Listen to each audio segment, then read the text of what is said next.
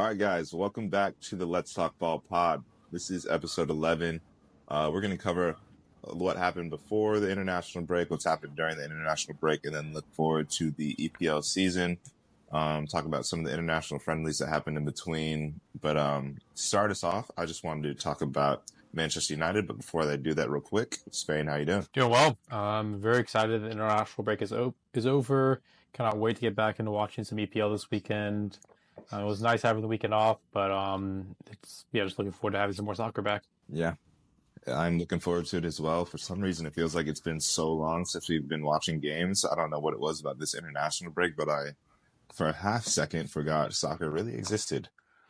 But now that we're back to reality, it is time to talk about Manchester United real quick. I just want to kind of give a current state of affairs because going into the national break, there's a lot of noise around the club. A lot of noise around the manager with Erik ten Hag being under pressure and some of the results that we've had leading up into that international break. And, you know, everything that happened, Ineos had a meeting right after the international break to discuss the future of Manchester United. And, Erik ten Hag's job was discussed. But coming out of it, it looks like he is still in the job. I think people were expecting to get some type of press release, but they didn't even release something saying, hey, we back Erik ten Hag or anything like that. And I think that was on purpose in a way to send a message that, hey, look, his job was never even up for discussion during this meeting. It was just kind of business as usual. Ineos meets once a month to talk with the Manchester United executives about the direction of the club, how to save money and things like that. And one thing that I thought was really crazy that came out of the meeting was that not only did Erik ten Hag keep his job, but the big news and kind of the clickbaity thing that people talked about during the international break is that Sir Alexander Ferguson lost his ambassador contract with the club. I think he's going to finish it out for the rest of the season, but moving forward, he will no longer be getting paid to be an official club ambassador, which I think he was earning £2 million a year, which is kind of crazy. I'm not exactly sure what all that entailed. And so I think this is very controversial from within the United fan base. But what did you think of that? Did you see that news, Spain? Yeah, I saw that news. I'm kind of like torn on whether it's a good move or a bad move. I see both sides of it. From one side, it's only $2 million, and Sir Alex built up the club essentially. Is the large majority of why United is what United is and the brand it is today. So, like, what is $2 million to what he's built up and to the valuation that he's been a large contributor to?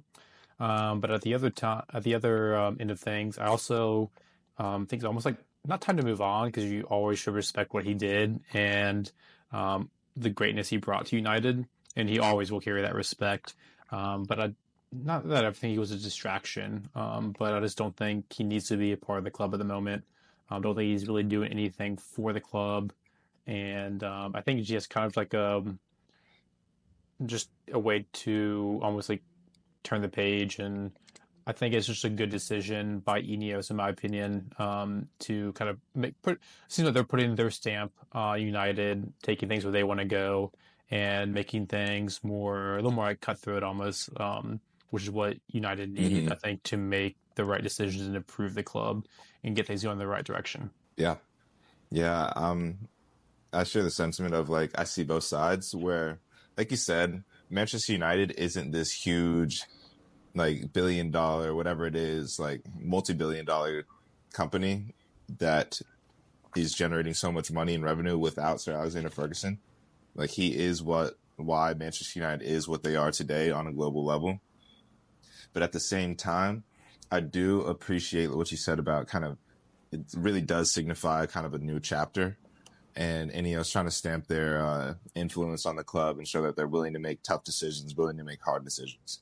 And one thing that I thought was interesting was Manchester United over the summer laid off a lot of employees for the sake of cost cutting and saying that things needed to change around the club and they needed to be more cutthroat with certain things. And so I do think while I don't like the fact that a legend as high or as great as Sir Alexander Ferguson is kind of the victim here, I do think that it shows they're willing to make tough decisions, not only at the bottom with people that are unknown, but like really all the way at the top as well. I think that sends at least a good message within the organization to say, everyone's being looked at not just people that are deemed worth cutting at the bottom. And then there was one more thing that I wanted to touch on. Oh, also, so Alexander Ferguson is going to be 83 years old by the end of this year. And I think on his side, from what I've read or what I've heard, is that he was trying to reduce the capacity that he was an ambassador for the club and reduce his commitments in order to fulfill that contract as well. He's getting up there in age, and I think it wasn't like I don't think it was. I'm sure he wouldn't have wanted to completely cut his contract, but I do think he was trying to roll back a little bit of his responsibilities as well, which played into this decision. Mm-hmm. Yeah, I mean, taking like the Arsenal point of view, when we fired or when Wenger stepped down, it was sad to not have him around, but he'd kind of like cut his communication with Arsenal almost pretty hard and didn't come back to the stadium for like a year or so. I think it was for the better, even though because we went through hard times. But I think it was honestly for the better, just to kind of, like you said, turn a new page for the club. So I think that's what United are Yeah. doing. Whether that's intentional by Ineos, it's probably more just a financial thing.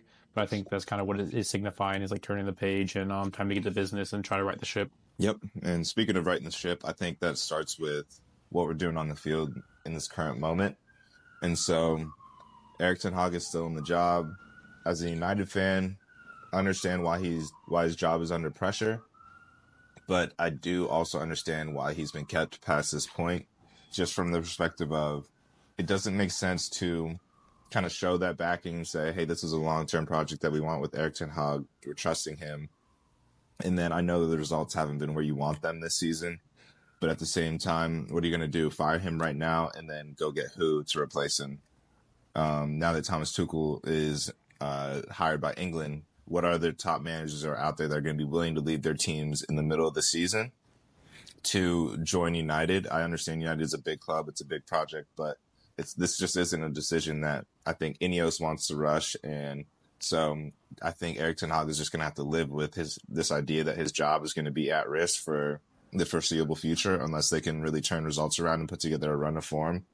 But I also think it's smart on Ineos' part to kind of wait and really see and take their time on this next decision, because this next decision has to go right. Because their first decision right now to keep Erik ten Hag doesn't look like it's panning out well. And if they go on and make another less than ideal managerial signing, I think they're going to lose a lot of goodwill with the fans that are currently on the side of the new regime. And I think that can flip very quickly with if they make some rash decisions here. So I think it's good that he kept his job. And I guess from a rival fan, what do you think about Erik ten Hag still having his job? I'm not surprised he has at the moment, but if you guys don't get a result in the next two games, I think he will be gone. Because I think making Champions League is so important for you guys this year in terms of getting more revenue to build the squad that you guys need to start challenging. I don't think Ten Hag is the man to get you guys top four. We'll see if things are turning around, but from what I've seen so far this season, I don't think that's going to happen under him. So after a couple more games, if things don't start getting better, I think he will get fired. And I think United, Ineos will settle for a short-term manager that can hopefully just get like that new manager bounce and do something to get them higher up the table to challenge for top four. Because I think that is pretty vital for United, because they haven't been in Champions League for a few years now. Yeah, I will. I'll back that. Where I think the way things are going, I just don't have any faith that we will be a top four team. Maybe if the coefficient goes the way of the Premier League, you can get away with getting into Champions League with top five finish. Or if things go really well, United could win Europa League and qualify for Champions League that way. But right now, all those options are looking slim to none, just the way that the team is playing right now and the way the season's been going. Mm-hmm. Do I think the results have looked a little bit worse than the performances? Yes, but at the same time, it's just not enough. You don't have enough time to kind of try and beat out your luck or lack of luck. So I think things do need to change very quickly. And if they don't, if we go out and lose to Brentford on Saturday and then go out and lose our next game, I do think it's probably very likely that they end up letting him go and probably appoint Ruud van Nistelrooy as some type of interim and then see who they can get in speaking of Brentford, it looks like Thomas Frank is kind of the next biggest name after Thomas Tuchel has dropped out of the race. So that'll be really interesting to see the storylines that come out of this weekend if United end up getting a poor result against Brentford. Yeah, yeah. I think Thomas Frank's a solid manager. I think he's pretty smart. Yeah, I don't know if he's like a fantastic manager, like a long term for United, but I think he's a solid manager. I don't know if he's the solution, if he's the guy that you want. But yeah, it'll just be an interesting storyline if they do get a result over United. And Brentford have gotten your number the past few years. Yeah. Yeah. I mean, our record's okay against them. I think the issue, like we've had some great games against them. I think there's just such the most prominent game I think against Brentford was Ten Hag's second game in charge where we ended up losing 4-0. We were Yeah, yeah, down that's four what I'm nothing thinking at of. halftime. But outside of that, we've actually played well against Brentford. Well, not necessarily well. The game against Brentford last season at Old Trafford was a really interesting one where we were down 2-0, and I think we came back 3-0. We won 3-2, and that was off of two 90th plus minute goals from Scott McTominay. Scott McTominay off the bench scores kind of like a scrappy goal in the box, and then at the end of the game, last set piece of the game, Harry Maguire wins the header, and Scott McTominay heads it in to win 3-2, which was like, I think at that point, Ten Hag's job was under a lot of pressure as well. And Yeah. Scott McTominay came on to save the day, but he's not going to have Scott McTominay available for this Saturday against Brentford. So it's going to be interesting to see what Ten Hag can pull out. Hmm. And looking at our lineup going into Saturday, we're going to be without a few key players. The main one being Kabi Menu. He's got a hamstring injury right now. He's kind of out on a week-to-week basis. Mason Mount and Luke Shaw are still working to regain fitness and come back. Luke Shaw, who knows when he's going to be back? He's been talked about as maybe after the first international break, and then they said maybe after this international break, and he still doesn't seem to be healthy. So we'll see if he ever returns at all at this point this season. And then Harry Maguire is also still nursing an injury that he picked up in our last match as well. So we're going to be without those key players, but the good news is we have Garnacho, Ahmad, and Mazraoui all back in training. Mazraoui was an interesting one. He got some type of procedure done. They described it as some type of heart surgery, but apparently United are pretty upset about how it was briefed to the public because this media's kind of made it sound more dramatic than it was. So Mazraoui seems to be fine, but if he can't play as soon as this weekend due to his procedure that he'd had, it's going to be really interesting to see what we do at left back because right now Mazraoui's playing right back, Delow's been playing left back. But if Mazraoui can't play, Delo has to go back to right back, and at left back, then who do we start? You could either play Johnny Evans kind of out of position at a makeshift left back, maybe Lissandro Martinez. We've got Harry Amas, the academy kid who's a 17-year-old who might not be ready to be thrown into a Premier League match, especially against a bigger, more physical team like Brentford. He's a little bit undersized. And so it'll be really interesting to see what kind of solution Ten Hag comes up with that. I guess another one that we could throw out there is maybe Lindelof at right back and keep Dalot at left back, but who knows? Hmm. I'm I would a little definitely, worried about the match. I think it'll be a tough one. yeah, I would definitely play. I would not put Johnny Evans at left back. Um, Yeah. that's just screaming for a disaster. Leaving him out there alone. Lissandro Martinez being left-footed and being quicker. I think that would be the route to go if I was manager. But we'll see. Yeah. Yeah, we'll see. I'm not really sure what we're looking for. It's going to be interesting to see how Ten Hag cooks it up. And thank God I'm not the manager because I'm not really sure what the optimal solution is there. Hmm. You need to bring back. Who was that young, like super blonde kid? Real feisty academy kid. I think he was a left Brandon back. Williams. Yeah, he back Brendan Williams. Yeah, Brandon Williams. Yeah, over at Norwich. Yeah. Yeah, we'll Is he see. still in I've Norwich? actually seen. I think he's on even like he's on a different team. He's in one of the lower English leagues. I'm sure he's in the championship actually, but I can't remember what team he's on right now. But he just got sold permanently to a lower league English team. Mm. But I think he's doing well for whoever that team is, or decently well. Um, we do have Alvaro Fernandez, or we don't own him anymore. He plays for Benfica. We sold him to Benfica for a pretty modest, I think it was like £10 million or maybe even less than that. But the thing with him is he's starting to play really well for Benfica, and everyone's saying, I can't believe Manchester United sold him when they have all these left back issues. and I agree with that. But we do have a buyback clause, and it's rumored to be around like 12 million pounds versus his release clause for any other club that's not United is closer to 25 or 30 million pounds. So that is an option for United to look at in January if they think Tyrone Malacia and Luke Shaw aren't going to be long-term options for the club anymore. Mm-hmm. So it'll be interesting to see what goes on with that, but that's not going to help us solve our issues for Saturday at Brentford. Thanks. Let's see. Do you want to give a quick update on Arsenal? How's that looking? Yeah. Speaking of United's injuries, Arsenal's got a few injury scares right now coming out of the international break. Going into the break, Kai Havertz did not go to Germany. I think that was just more so load management, one of those fake injuries that a lot of clubs put out to keep their players from having to travel, which is great. So I fully expect Havertz to be back and fully fit. Saka was seen limping off in the first game, I believe. There was a big scare that was going around right when that happened, but upon updates, it sounds like it wasn't too bad, and he could have played in the second game even, but obviously they took precautions. So there hasn't been an update from Arteta. He probably won't give one. He'll probably be really vague and not say anything like he always does in his press conferences Mm-hmm. about injuries, but I fully expect Saka to be playing again. The guy always bounces back from injuries, and it doesn't sound like he has anything too big. So I fully expect him to start. Gabriel Martinelli picked up an injury apparently, playing for Brazil. It looked like it was more just some pain, and he had some scans done. It doesn't sound like it's going to be a bad one, so I think he'll play. But either way, I'm not too worried if we have to start Trossard on the left. Even though we were starting Trossard with Odegaard being out. But so I'd like Martinelli to start, but not the end of the world if he has a small injury, he's out for a game or so, which is what it sounds like it'll only be about that long.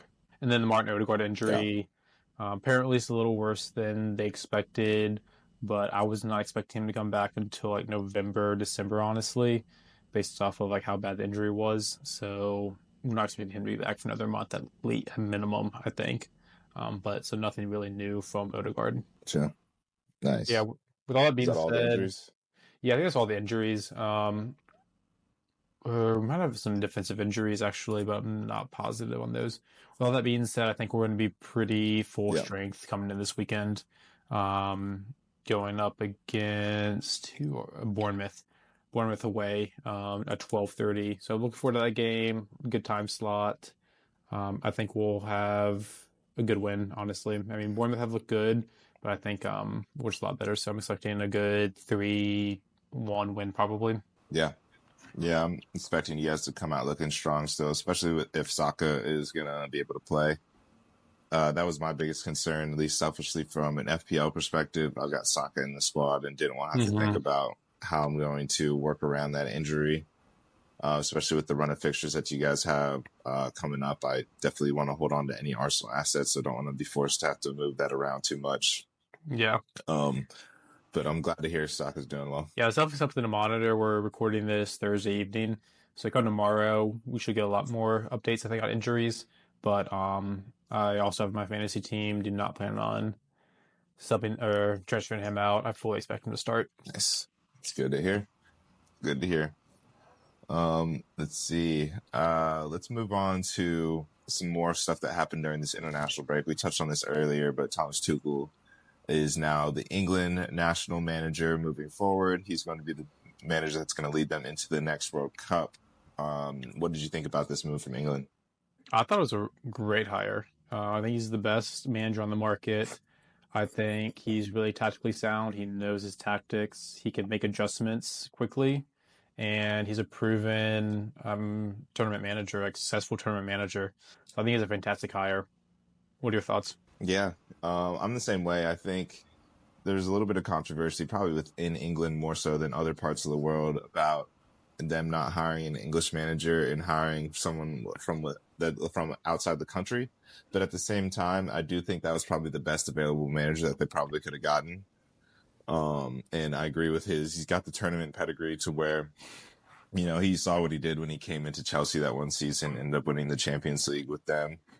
And Mm-hmm. so he's proven that he can make a run in a tournament and kind of be able to coach tournament style football.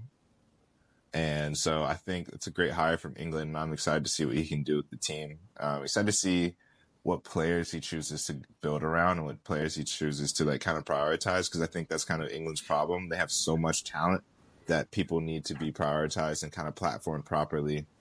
Like, for example, over the international break, Lee Carsley, who's the interim manager right now, seemed to be wanting to get Trent in the team, which is something that I think Southgate was a little bit more hesitant to do, at least having Trent play.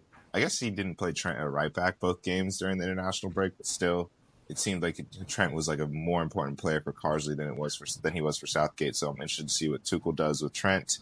And then there's just a few more players that I think could go either way. Like, how is he going to get Cole Palmer, Saka, Foden, Jude Bellingham kind of all into the same team? I'm really excited to see what he does there because, like you said, he's a good tactician. And so I think whatever he comes up with will be a good and more balanced version of England than we've seen in past years.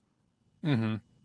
Yep. And I'm just excited to see the England teams playing under Tuchel because they have so much talent. So to finally have that really good tactical manager, it's going to be fun to see what he can cook up and get out of the team. Yep, definitely agree there.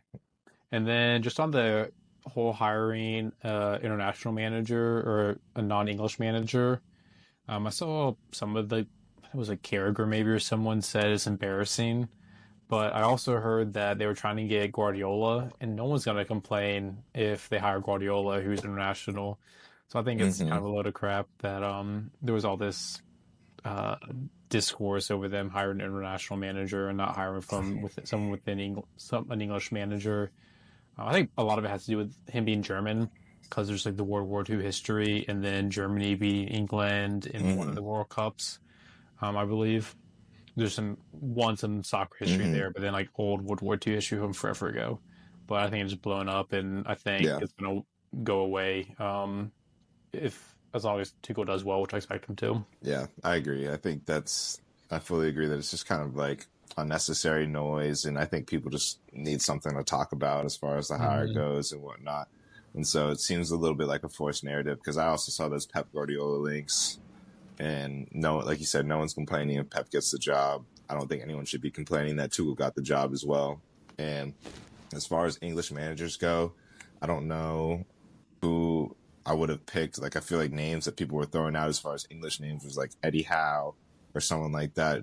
And basically people that don't stack up to the pedigree of and the resume that Thomas Tuchel has. So I think it's a Hmm. good move for them.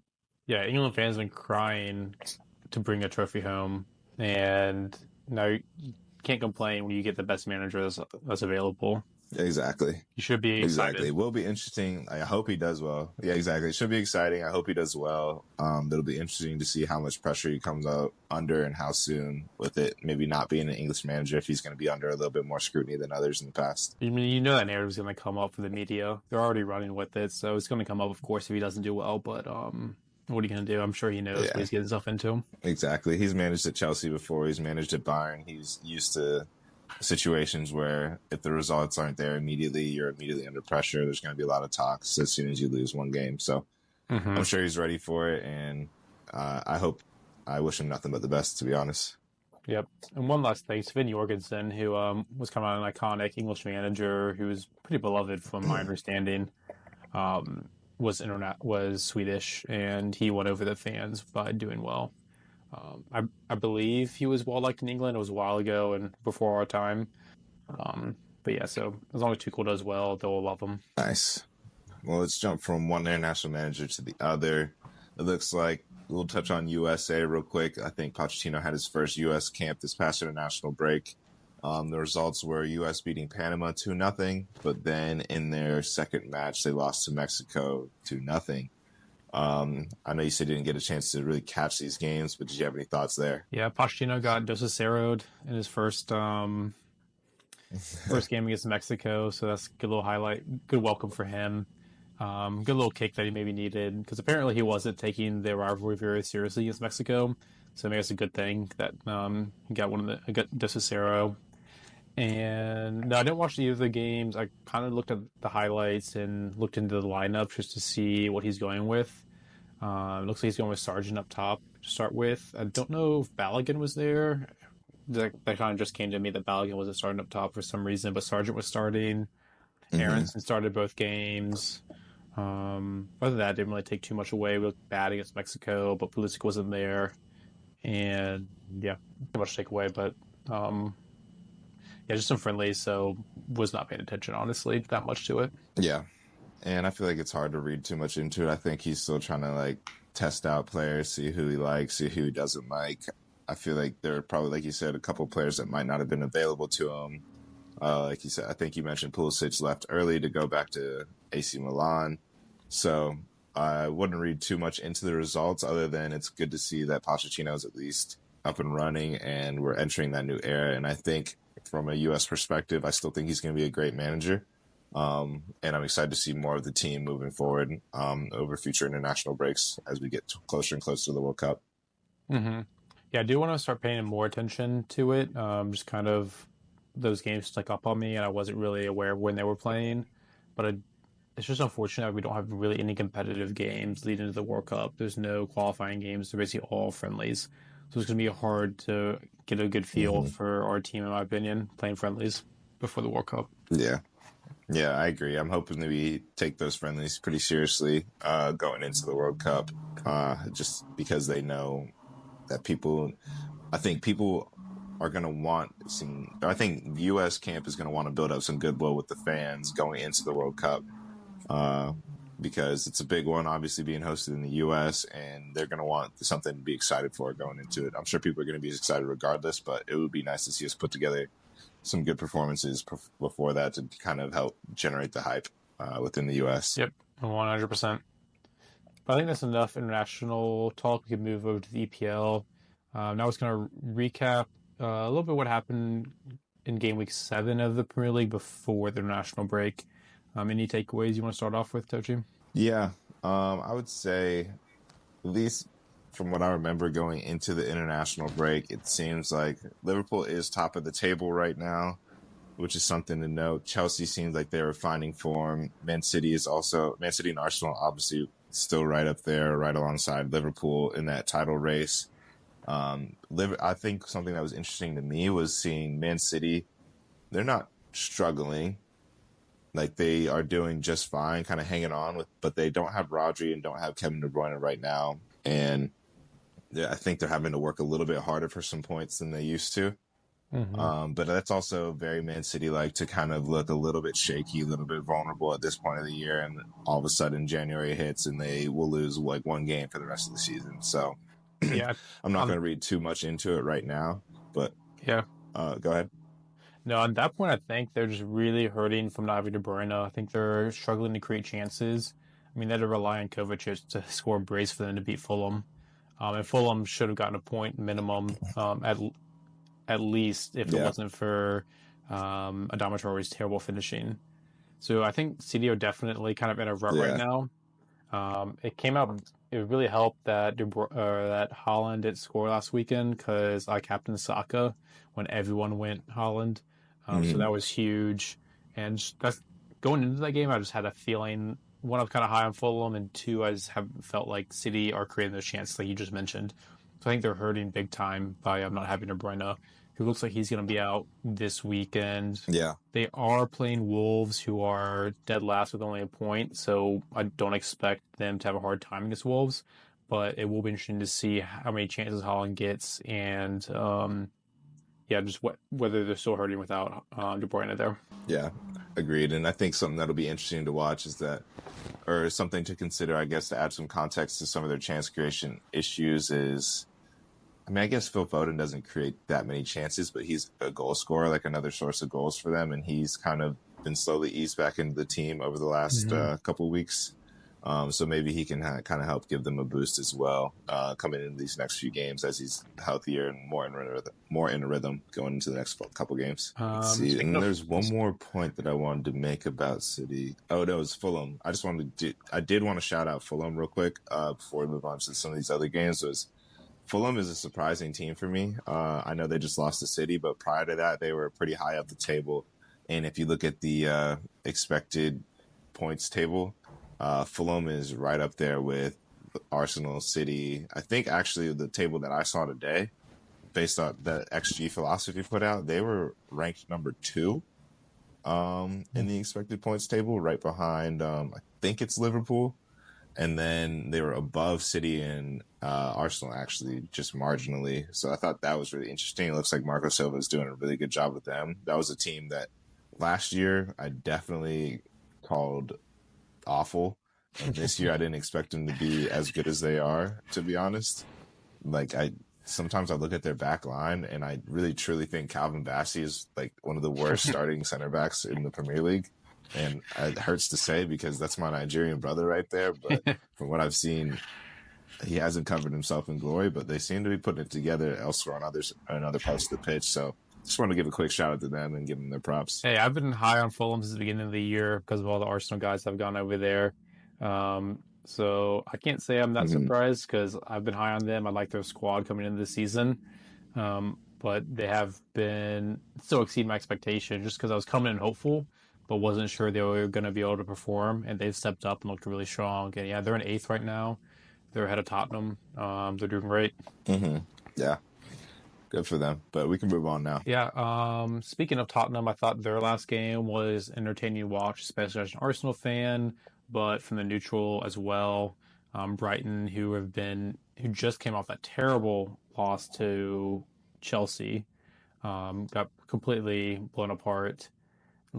Defense was in shambles.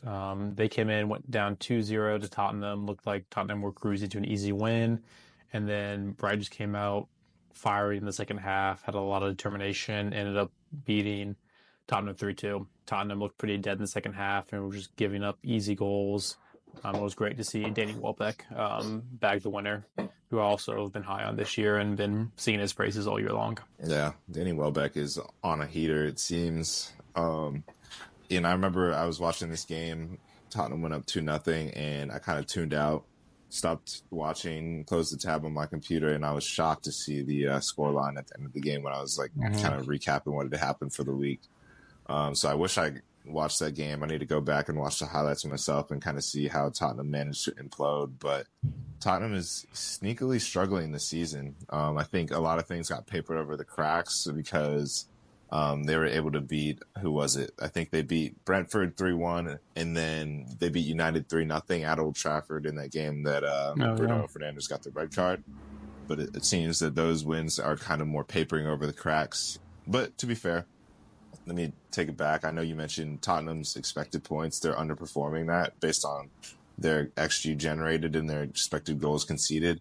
But at the same time, I feel like one of the main criticisms of Ange that I'm seeing online is that he plays the style that is kind of susceptible to the types of things that you saw against Brighton. So it'll be interesting to see if he kind of tries to shore things up or if he keeps playing this way and things keep kind of ending up in this volatile nature where they can win one game but then also lose a 3-2 to Brighton in that manner. Yeah, he's definitely not pragmatic. He's very staunch in his philosophy, tactics-wise, which I'm fine with. But yeah, I just think they're really inconsistent. So it'll be interesting to see where they finish, and whether they can become more consistent and stop blowing some of these leads.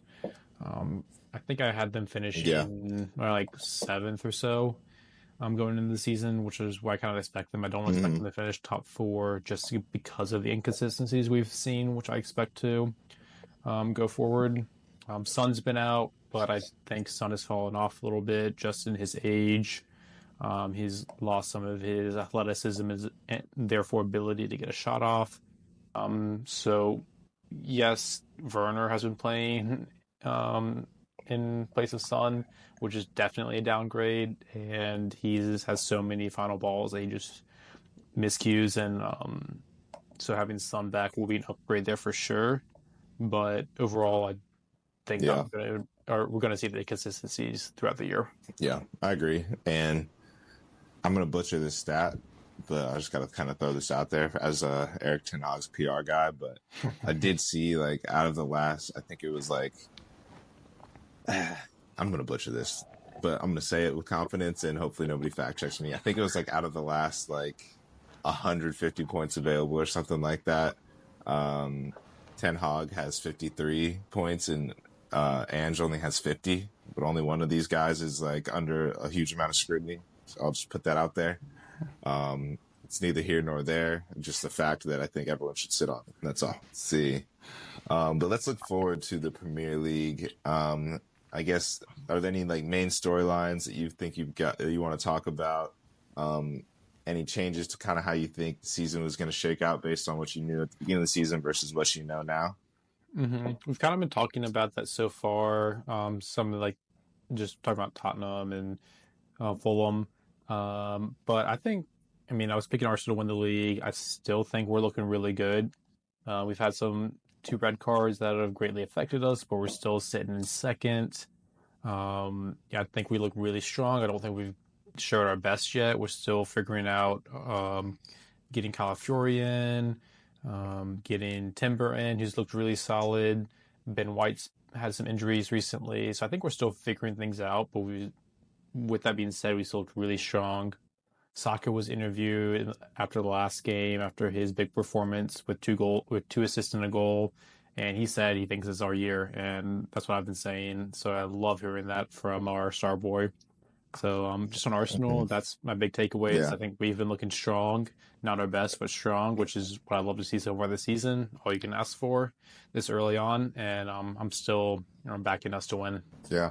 No, I think I agree with that. I think Arsenal looks really strong, and I've been loving what I've been seeing from them tactically with Calafiori starting at left back and Timber starting at right back. Just the way that those guys are able to play pretty much anywhere on the field, it just makes Arsenal so much harder to game plan against because you can't really predict where each of them is going to pop up, and like as a result, where Trossard or Martinelli, whoever's on the left wing, might when they're going to drift inside, let Calafiori hold the width, or when Calafiori is going to invert into midfield, and you're going to see Declan Rice drifting off into certain places, and like just the fluidity I think that Arteta's been able to kind of implement into this team has been super awesome. On top of both of them still being very sound defenders as well, I think that's added a whole new dynamic to Arsenal, and they look even harder to break down and look like they're even more dangerous with the ball. And Mm-hmm. also shout out to Saka, who has stepped up even further. I think as a result of the Odegaard injury, he's had to carry more creative burden, and he's showing that he can definitely do that. I think a lot of Arsenal fans on Twitter and stuff like that have been kind of not a lot. A few Arsenal fans on Twitter have been making the argument that they think Saka has kind of been forced to play a more humble role and kind of take a step back. But I'm glad he's getting an opportunity to really show that he is the main man and should be the main man moving forward for this team. Yep. Shout out Saka. I saw he was just nominated for the Ballon d'Or today. It's a pretty long short list, but it was great seeing him on there to no surprise. And speaking of Calafiori and Timber, they're just so class. I love watching those guys. They read the game so well. They move, they cover ground so well, pretty gracefully, and they're great on the ball. So they have been fantastic additions to the team. But I think that's enough talking Yep, about Arsenal. agreed. Another takeaway I had is that Everton started the season has been really bad so far. But I think they're starting to turn things around. I think Branthwaite is going to be out this weekend, which is going to hurt them. But they're playing Ipswich away. I saw that Ipswich was favored slightly, being at home, but I'm picking Everton to win. I pick them this weekend. I think Everton is starting to turn things around. McNeil Nice. been looking really good, and I think they're gonna get better throughout the season and starting recently and going forward. Nice. Yeah, I agree with that. I'm trying to look through the table to see who else I think. I guess on Everton, real quick, like you said, I do think that. Oh, go ahead. No, you guys on Everton. I'll ask you after you finish your Everton take. Okay, yeah, yeah. But I think with Everton, I do think not that they've been unlucky, but they have been up in games and then thrown away those leads, which isn't indicative of like a strong team. But I do think it means that they have potential if they can just kind of keep their heads in certain moments and whatnot. And like you said, Branthwaite isn't going to play this weekend, but he did come back in the one game that he came back in, they won. So I think it'll be interesting to see how they look when they have their defensive leader and Branthwaite back in the team and have just a little bit more stability in the starting lineup. Mm-hmm. Yep. Agreed. Speaking of McNeil, this is something that I didn't know and I was shocked by. But do you know how old Dwight McNeil is? If you don't, how old would you guess? I'm gonna guess like 25, 26. Okay, he's 24, but I thought the guy was like 29 or Okay. something. I thought he was like a true veteran just because Yeah. he'd been around at Burnley for so long. I had no Hmm. idea he was so young when he was playing at Burnley. I was absolutely shocked Yeah. when I heard he was 24. I swear he was around 30. Yeah. I only know that because I also had a similar, like a similar shock, like maybe like a year ago when I was like, I think it might have been when we were playing them or something like that. I just happened to like look up Dwight McNeil and see he was so young. Hmm. But I knew that he was like definitely younger than he looked slash than like I expected as well. I thought that was crazy, and it's awesome seeing him. I think he's playing really well for them, and Hmm. he's a really fun player to watch for me. I think he's one of those players that looks like he can kind of create a moment of magic out of nowhere. Yeah. And it's been fun watching him play for Everton over the last couple seasons. Yeah, I always thought looks like a bad player. Like he just doesn't look athletic.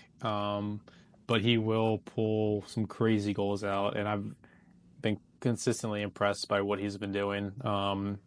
And the fact he's only 24, he's going to keep getting better. So I've just been very impressed by McNeil this year. Yeah, agreed, agreed. I'm trying to think. I'm looking at the table, and I think a couple shocker as I'm looking at where people are on the table. We touched on this earlier, but Wolves is sitting in dead last with 1 point. Hmm.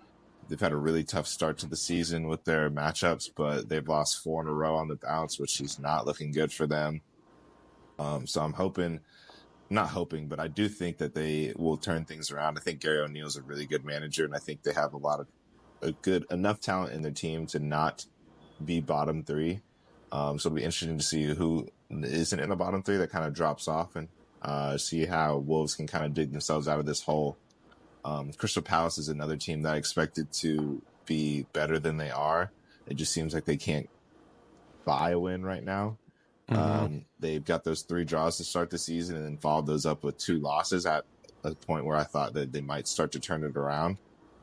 So it'll be really interesting to see how Crystal Palace responds and if they can start kind of putting things together with all the new players they've got. Because they've got Eddie Nketiah over there. I know they lost Elise, but they replaced him with Sar. Eze is still a good player, but it seems like he can't find the back of the net as well. So I'm really interested to see how Crystal Palace tries to dig themselves out of the hole. Yeah, I've been really surprised by them. It might just be one of those years where they just like kind of have a bad year. I can't see them being this bad throughout the whole year, but it just doesn't look like things are going right for them at the moment. So they need some change. Mm-hmm. It'll be interesting to see what they do. They can't be this bad, just because they do have some good talent. But missing Elise is hurting them a lot. Yeah. Yeah. And it's just kind of crazy to see the stark difference between how they honestly felt like they were flying at the end of last season. Hmm. And I understand how big of a role Elise played, but just to drop off that much is a bit surprising to me. But like you said, maybe it'll just be one of those years. And then come this summer, I think they're going to end up having to sell Adam Wharton, who will give them a good amount of money to reinvest back into the squad. It'll be interesting to see if they can hold on to Eze or if he ends up wanting to take a move on to a bigger club somewhere else. But yeah, definitely something to watch. But I do think they're a well-run enough club that they will end up making some smart moves. If it's not this season, at least going into next season. So Hmm. not going to be all dread for them, but hopefully, at least for me, like they were a team that I was really excited to watch this year. So I've been disappointed to see what they've done so far. Yep. Yep. Agreed. Nice. Any more teams that you want to shout out here moving forward into the season or talk about how they've done so far? I don't think so. I think I covered all the teams that I really wanted to talk about. Yeah. Yeah, I got you. Well, if that's the case, we can move on to a quick little FPL update to wrap us up for the week. What is your FPL current status looking like? How are you feeling going into the next game week? I'm feeling really great. Coming off a really big week last week. Made three moves. Haven't used my wild card yet, and I made three moves for one hit. Had two free transfers. I did brought in some great content. Let's see, hold up my transfers right now. Oh yeah, Nice. I did Salah.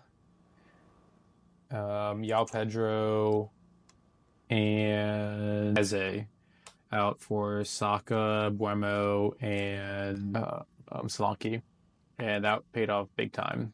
Nice. I took out three players who failed to return, three players who I thought were kind of on the down.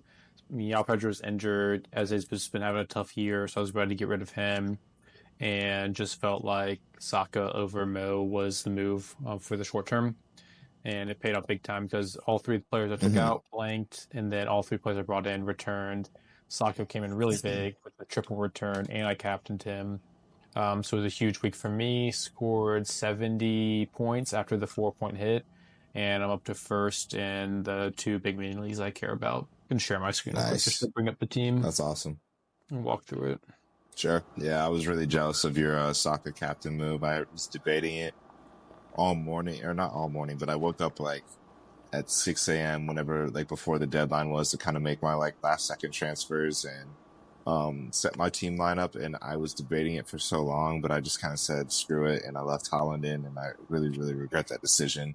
Mm-hmm. But I don't hate the moves that I made, but I just wish I had the cojones to go ahead and captain Saka against the grain. Yeah, the biggest sorry, let me just change it over to a better viewing experience. Exact same.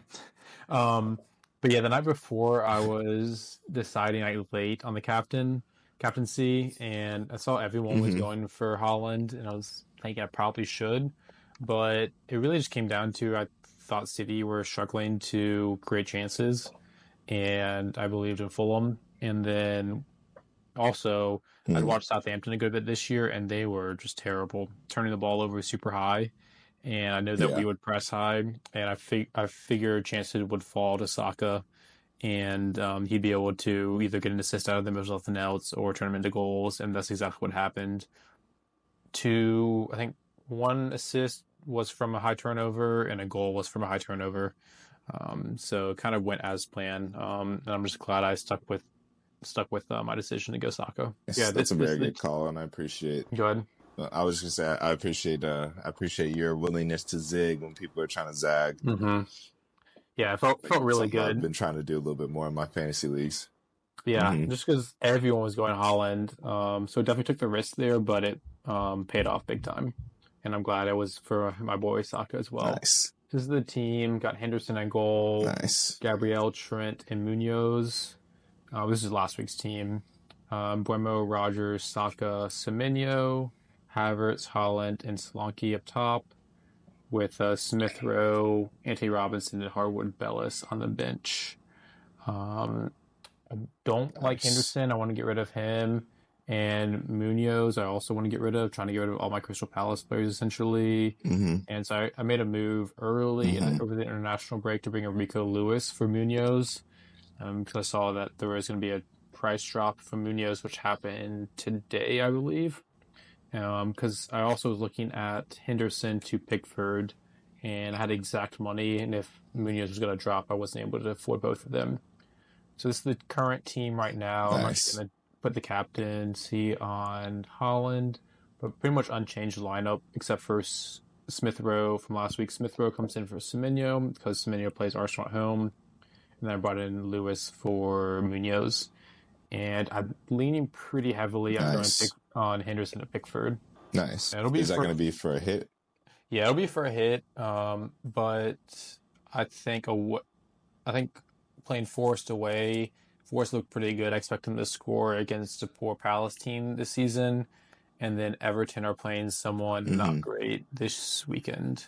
Oh, Ipswich They're away. playing Ipswich. Hmm. Yeah, So I think I might as well just kind of. I fair think enough. Pickford, when he does score, he always seems to get tons of bonus and pull out crazy hauls like the 15 pointer last weekend. I don't expect a 15 pointer, but I think he could outscore Anderson by 4 points. And I think I'd just rather make that move as early as possible, even for a hit, and just try and start building up those points. Yeah, I'll bring nice. up I your got you. team. I got you. This I is like the plans. Thank you. This is the league, top of the league right there. Love to see it. Very Tochi, nice. bring up your team from last week if you want to talk through that. Yeah. I'll talk to that real quick. So, did not have as good of a week as Spain did, but I'm still happy with the moves that I made. So I think going into the week, the reason I woke up so early was to get some team news on Liverpool because prior to last week, I had Luis Diaz instead of Cole Palmer, and then I had Trent instead of Nori. And so last second, I decided to transfer out Luis Diaz and transfer out Trent in order to get Palmer and Nori because I wanted to get in on Palmer as quickly as possible just to avoid waiting and getting hit by any price rises that he might get because he just seems to be on fire at the moment, contributing to everything at Chelsea, and Chelsea seemed to be in good form. And then Eight Nori was one that I wanted to get in my team because I knew nobody else really had him, and I didn't think other teams would really move for him, so I thought he'd be a good differential. He's a player that I've been loving to watch since last season. So it was nice, sorry, to get him into the team and then see him score a goal last weekend. He could have had even more points if Wolves didn't let in 5 goals. So that was a little bit disappointing, but he made up for it with the attacking returns, thankfully. Yeah, And I then think Palmer eight. also, I think, assisted or scored as well. So Yeah, I think yeah, Eight Nori was a great pickup and really nice to get a goal from a defender, especially on the week you bring in a player. yeah. So huge. Ended with 57 points. Definitely, I'm glad that I bounced back because the previous week I had just an absolutely atrocious week. I think I dropped I swear it was like 80% in my rank or something like that. And I was feeling pretty down about my team. So I was like, I'm going to have to like make some bold moves here to try and make up some ground. So that's what happened. Going into next week, my one unfortunate issue that I have is that Mazraoui is kind of a question to play. I wish I knew a little bit more about his status going into the week before I made my transfer, but I wanted to avoid any price drops, price rises. So I moved early I transferred Mazraoui out and brought in Rico Lewis, Oh, nice. which I think is a smart move. I think it's a smart move on paper. Rico Lewis is on City. They've got a great run of games coming up, and he's going to be pretty involved from what it seems like, pretty high up the pitch. So he's got potential for returns. I guess my only thing is I kind of hate the fact that I transferred out a United player for a City player, just from a fan perspective. And then Mazraoui was like a decent differential with United also having a good run of games coming up. But at the same time, it is what it is. And I didn't want to risk having to go to my bench because Nikolenko was looking like a bit of a risk to play, as well as the other option was Greaves, who I don't really want to start any Ipswich defenders, especially especially as I'm trying to like make up some ground here in the league. So I went with the Rico Lewis template play, and hopefully that works out for me this coming week. Yep, we're both on the same thought process, bringing in Lewis this week. Yeah, he seems like a no-brainer. Bringing in a cheap City defender who's starting either looks like he's got a starting spot either at right back or in center mid. So it just seems like a no-brainer. Yeah, yep. Some people are a little bit concerned about him getting rotated, but from what I've seen, I think he'll be pretty nailed just because of how versatile he is. Like he's someone that can start at right back or left back and even in midfield if they need. So I think he's going to be one of the players lower down on the rotation risk list, just from what I've seen. But I could say that, and then Pep will do his Pep roulette thing. But we'll see. I Yep. still feel good about my team going into the next game week. Uh, and I'm hoping moving early for Palmer works out. I'm kind of hoping he hauls so that not only to get the points, but I want to really bring in that value because a lot of people are trying to wait on Palmer until game 12 when Chelsea's fixtures turn around. So I'm trying Hmm. to farm as much value out of him as I possibly can. Nice. Anything else on FPL? Um, no, I think that's it. I'm just hoping for some good weeks so I can make up some ground here. I wish I was a little bit higher than I was. Like I said, I had that really, really bad game week. What was it? Game week 6, Hmm. post wild card. So I'm hoping to make up some ground here, and I hope my wild card proves worth it. Like maybe it was just a down week, but over the next 2, 3, 4 weeks, it'll prove to be a good squad that I put together. Nice. Speaking of Palmer, that reminded me big game on Sunday between Liverpool and Chelsea. You want to just do a really quick score Yeah, prediction for that game and then the United game? I already gave my Arsenal prediction. 3-1 is my prediction for Bournemouth, but let's give some predictions for Liverpool, Chelsea, and yeah, then United, Brentford. yeah. Let's see. Liverpool Chelsea. I think that's going to be a really, really good game. It is at Anfield, so that's going to be a factor. So I think Liverpool Chelsea. I'm hoping for a thrilling 2-2. Hmm. I think Liverpool, as good as they've been this season, I think they are more susceptible than teams have punished them for. I think they've had a slightly easier start to the season. Arne Slot has come out and said the same thing. And I think Chelsea will be a real test for them because of just the way that Chelsea's offense is flying. But I do think Liverpool at Anfield is still going to prove a difficult challenge. And so I'm going to predict a 2-2 draw at Anfield, a classic of the game. Nice. I'd love that shout. I think it's going to be a really great game, too. I'm excited for it as a neutral. I think Liverpool are slightly better, and it's at home, right, for them at Anfield. So because of that, Mm-hmm. I'm picking Liverpool to win. I'm gonna say 3-2. That's a ton of goals. I think Chelsea score a lot. Chelsea are pretty open, so that's why I'm going 3-2. 5 goals is a ton, so I could see it being like a 2-1 or 2-2, but I'm going 3-2. Mm-hmm. But yeah, very excited to watch Nice. the game. I like that. Yeah. And I'm going for I think my prediction is more of like what I'm hoping for. Yeah, Just I would love for them both to drop points as yeah, yeah, well. yeah, same. Maybe more so than what I think will happen. Like I do think Liverpool on paper should win, but I would love to kind of see Liverpool's cracks exposed a little bit, but not too much because I don't need to hear Chelsea talking about how they're the first team to beat Liverpool at Anfield in Oh God yeah, knows how long. I just can't. I can't sit around hearing that. So 2-2 draw is what I'm praying for, to be honest. nice. And then, what are your thoughts for United's game? United, it's so It's the hard early to kickoff, predict the right? United games. No, they're the 10 a.m. game. Okay, okay. 10 a.m. Easter game. I forget who the early kickoff is.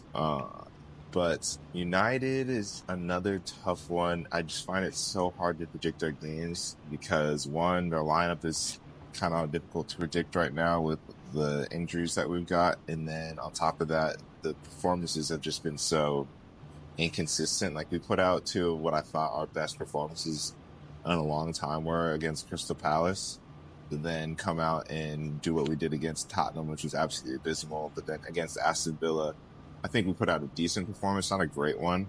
We couldn't really create anything, but I thought we looked a lot more defensively sound, and I think that's the approach we're going to take against Brentford as well. So, I, I'm gonna go with realistically, like maybe like a 1-1 Brentford United. I think United's at home. Um, but I'm hoping for I think it's either gonna be like a 1-0 United or like a 1-1. Um, I think just because I think United's gonna play very conservative and kind of try and lock it down, not play too expansive of football. Just without having Kobe Mainu, it's gonna be hard to try and like really dominate the ball, I think. So I don't know. It'll be interesting. I really don't know what to expect out of the game. Oh yeah, I forgot Manu's out too. I was gonna go 1-1 or 1-0 to Brentford. I'm gonna go 1-1 as well. Mm-hmm. I think United will get a goal being at home. But yeah, I also think this is gonna be super low Mm-hmm. scoring. Yeah, I think they're going to try and make this game pretty boring just with how things are. I think they want to quiet things down around the club. So I don't think they're going to, if they can help it, going to try and prevent it from being like a back and forth chaotic game that could potentially get out of hand and get away from them. Mm-hmm. Nice. Nice. That's all I got. All right. Let me just see if there's any other big matches real quick. Not really. We got Newcastle Brighton, which I think could go either way. Fulham versus Villa should be a fun match to watch as well. But really just glad to have the Premier League back again this weekend. Can't stress enough how boring international breaks can be without some Premier League. So I'm excited to get back to it. Same here. Nice. All right. Well, we will wrap it up.